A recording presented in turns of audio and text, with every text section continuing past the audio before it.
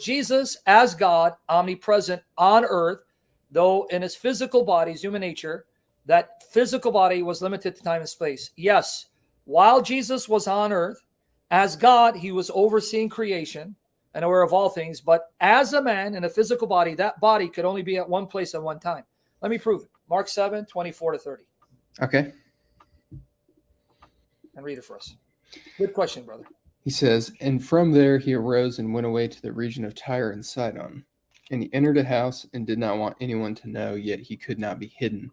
But immediately a woman whose little daughter had an unclean spirit heard of him and came and fell down at his feet.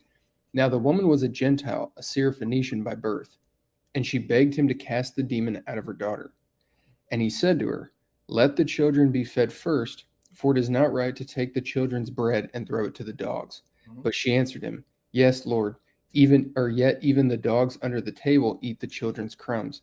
And he said to her, for this statement you may go your way. The demon has left your daughter. And she how did he cast out the demon from her daughter when he wasn't there physically? Yeah, interesting. Did you catch it? And he did it right as she said it. Yeah. For this statement, go, the demon has left your daughter. Oh man, yeah, wow. You caught it? Read 29. Oftentimes, man, they want to try and use the defensive or like pivot things to no, that's something that would be due to his omniscience, not his omnipotence. No, because he's the one casting out the demon, because she came to him to cast out the demon. Yeah. Oh, wow. So this would work too with the centurion soldiers. Oh, yeah, that's another one. You know that in Matthew 8, yeah. 5-13. But I'm going to give you another one. I'll give you two more. Okay. But this one clear. No, read Mark 7:29 again and then to 30, because watch. And he said to her, for this statement you may go your way. The demon has left your daughter. And she went home and found the child lying in bed and the demon gone. Okay, so she's coming to him to cast out the demon. He goes, I already got rid of him. Go, she's okay. Mm. So he doesn't have to be there physically to summon demons out of people, because as God, he's the one sustaining creation, sustaining demons. And without being there physically, he can cast them out, right? Yeah. What would you say to somebody who would say, well, no, that's his omnipotence. That's because he's all powerful. Okay, but then you're telling me he's exercising his omnipotence without being physically present. So you're burying yourself. Yeah. Interesting. Right? Good one. Yeah, totally. Because he's still doing something without being there physically. Yep. So this is exactly like John 1 with Nathanael under the fig tree. Oh, yeah. You got that one. Because he says, I saw you. Yeah, not just I knew. Yeah, I saw you. So you can't just put that aside to omniscience. No, I saw you sitting under the fig tree. So that's another. Since you already know that one and the centurion, let me give you one more. John 4, because this one is very strong.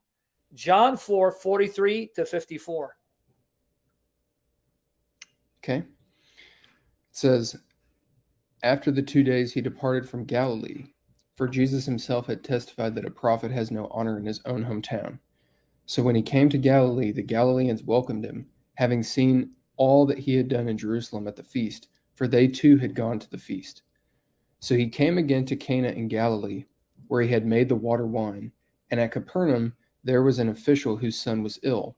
When this man heard that Jesus had come from Judea to Galilee, he went to him and asked him to come down and heal his son, for he was at the point of death. So Jesus said to him, unless you see signs and wonders, you will not believe. The official said to him, Sir, come down before my child dies.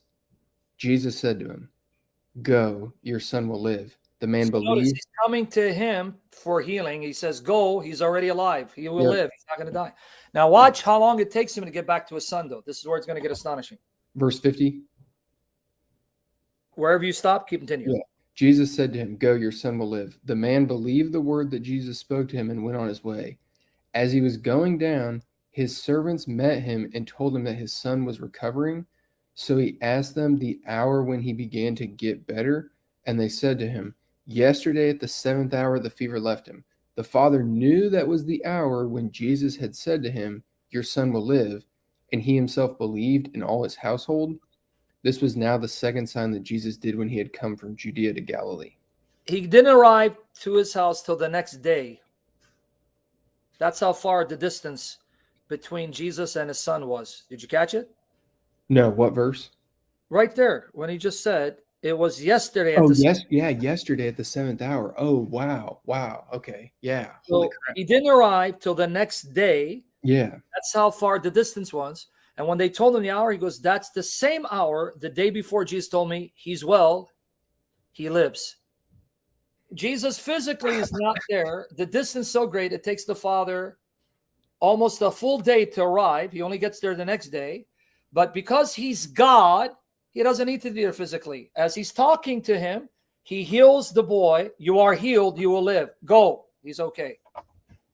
Yeah. And he has to be present for that to be possible. Yeah, because he's doing the healing. So don't have Yeah. to play with Yeah. this. Yeah. Yeah. Yeah. Because, like, It's not Adventists an would, isolated.